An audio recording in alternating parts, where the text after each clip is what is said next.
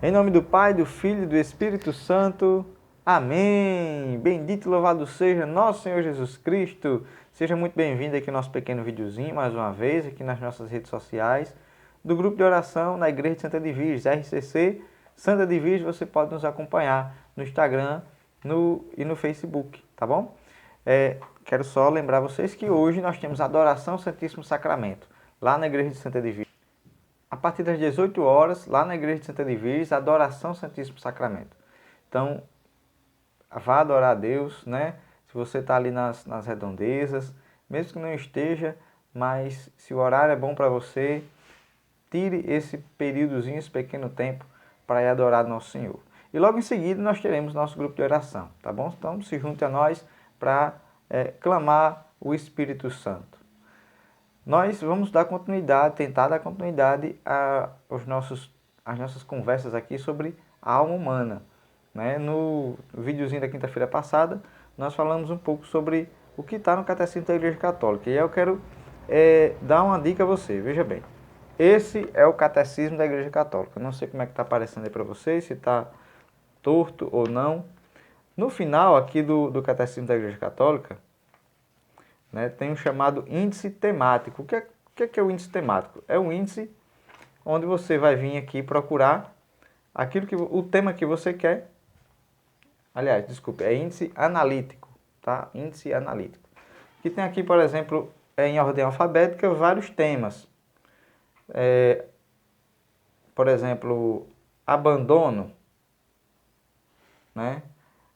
Abel, aborto, Abraão, né? Abstinência, ação de graças. Aqui, letra A, são vários temas. E aí, por exemplo, aqui, aborto. O Catecismo fala sobre aborto, aqui, ó.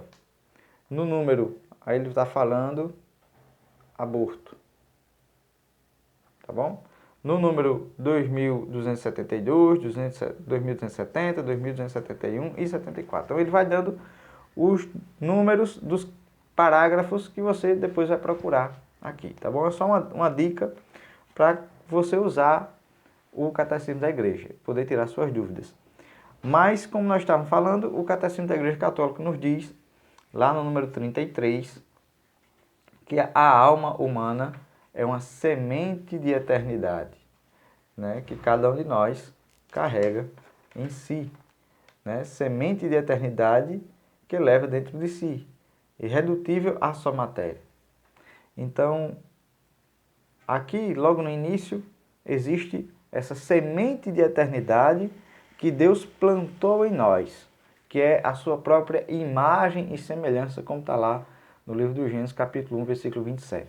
Então, Deus nos formou, homem e mulher nos formou, a sua imagem e semelhança. Com isso, ele planta a alma, que é a semente de eternidade. Então, Paulo, os animais têm alma? Têm alma, anima, aquilo que torna vivo todo ser vivo. As plantas, os animais, só que não são almas imortais, à imagem e semelhança de Deus, apenas o homem. Então, veja, a gente vê essas teorias da evolução, né, tentando associar o homem aos outros animais, mas nós não somos iguais aos outros animais porque nós temos uma alma imortal, constituídos à imagem e semelhança de Deus. As outras espécies não têm isso, tá bom? E aí a gente entra no tema que a gente quer tratar hoje, né? Mas e aí, Paulo? Depois da separação do corpo e da alma, quer dizer, depois da morte do corpo, para onde é que a alma vai? E aí o Catecismo também cita a passagem do pobre Lázaro, que está lá no livro de Lucas, capítulo 16, versículo 19. Lucas 16, versículo 19, está lá Jesus falando sobre o fim, o destino da alma logo após a morte, né? E aí ele conta a história do homem rico que se vestia de púrpura, de linho fino, e a cada dia se banqueteava com requinte, né? Um pobre chamado Lázaro jazia à sua porta, coberto de úlceras. Desejava saciar-se do que caía da mesa do rico, e até os cães vinham lamber as suas úlceras. Aconteceu que o O pobre morreu, foi levado pelos anjos ao seio de Abraão. Aconteceu, morreu também o rico e foi sepultado. Na mansão dos mortos, em meio aos tormentos, levantou os olhos e viu de longe Abraão e Lázaro em seu seio. Então exclamou: Pai Abraão, tem piedade de mim e manda que Lázaro molhe a ponta do dedo para me refrescar a língua, pois estou atormentado nesta chama. Abraão respondeu: Filho, lembra-te de que recebeste teus bens durante tua vida, e Lázaro, por sua vez, os males. Agora, porém, ele encontra aqui consolo, e tu és atormentado. E além do mais, entre nós e vós existe um grande abismo, a fim de que aqueles que quiserem passar daqui para junto de vós não possam, nem tampouco atravessem de lá até nós. Até aqui tá bom para a gente, até o versículo 26. Né? Então, a partir disso, nessa parábola que Jesus conta, né, para explicar que não existe um deslocamento das almas, né, para as que estão no inferno para o céu, do céu para as que estão no inferno, e ambas para o nosso mundo presente, para a nossa vida presente. Né?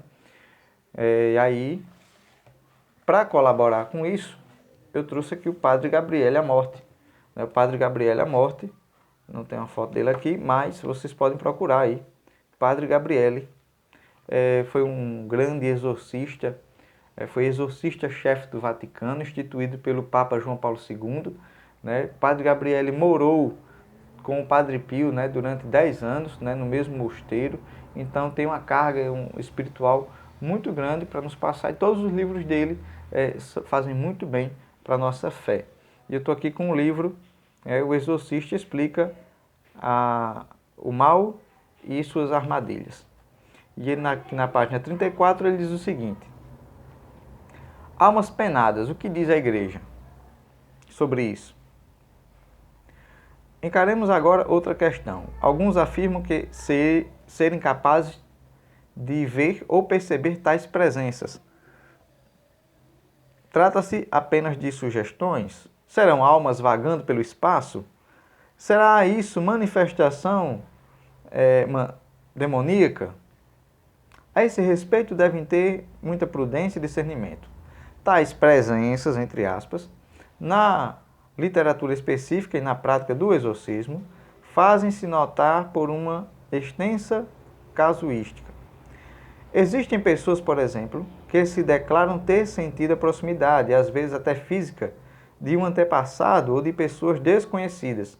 Tais almas penadas, entre aspas, são entendidas como almas de defuntos, as quais estariam aguardando ser introduzidas na ordem da vida eterna. Outras vezes há quem fale que são almas guias, as quais aconselhariam certas pessoas a tomar decisões mais acertadas. O que dizer? Preliminarmente, falemos algumas verdades de fé. A primeira é que só temos uma vida. Portanto, o que está em jogo nesta existência é que, ao final, seremos julgados para ressurgirmos para a vida em Deus, seja para o afastamento eterno, ou seja para o afastamento eterno dele. Logo, é inteiramente impossível que existam almas vagando à espera de uma reencarnação, conforme defendem algumas correntes do Espiritismo. Isso ocorre a uma ideia absolutamente incompatível com a revelação e com a crença na ressurreição do corpo. Padre Gabriele, famoso exorcista do Vaticano, né, que no seu livro O Exorcista Explica o Mal e Suas Armadilhas, na página 34 e 35, afirma categoricamente que é impossível que existam almas vagando. Então, não existem almas penadas neste mundo. Aí você vai me perguntar: Paulo, e o que é que são essas almas? O que é que são? Nós vamos responder isso no nosso próximo vídeo, tá bom? Fiquem com Deus e até a próxima.